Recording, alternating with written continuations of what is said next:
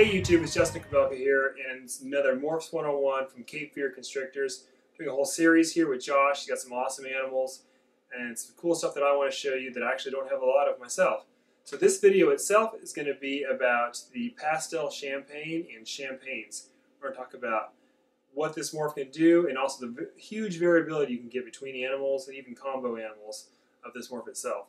So I'll toss it over to Josh, and he'll show you what he has.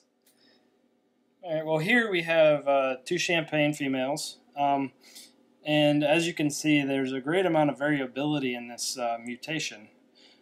This girl right here, for instance, has a lot of dark colors and some pretty significant pattern on her sides there.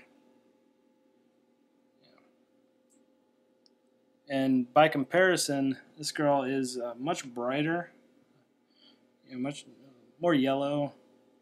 And the pattern is pretty much limited to just the dorsal stripe here, with the occasional little blotch of pattern coming through there. So there, yeah, there's a lot of variability. So you never know what you're going to get. And even among siblings, these two are from the same clutch and yet quite different from each other. Exactly. In looks. Personally, I like the ones with more pattern. Yeah, I agree. All right, we're pulling in a pastel champagne here, and Josh is going to tell us a little about this animal. Yeah, the pastel champagne really, it really affects the champagne. I mean, the dorsal pattern is, not nearly as dark. I mean, you see the black outlines here, and even some black outline here, but in the pastel, you don't see any of that. And what's interesting is that as babies, the pastel champagnes are white. They have a lot of white in the sides, and this guy is actually a little unusual as in the amount of yellow he has in him as a baby, from what I've seen. I think this is a very nice example of the pastel champagne with the bright yellows. So I'm going to go ahead and pull out the dad of this clutch, the sire, and show you what they look like as they age.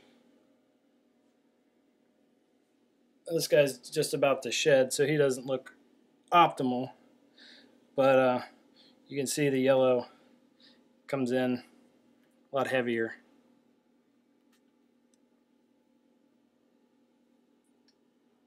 So all three of these were produced from this male. Yes, this is the sire of the single clutch that all three of these animals came from. Clutch.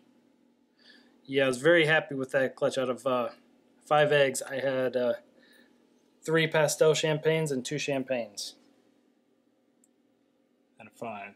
Out of 5, so can't beat that. No normals in that clutch, and that was pastel champagne to normal.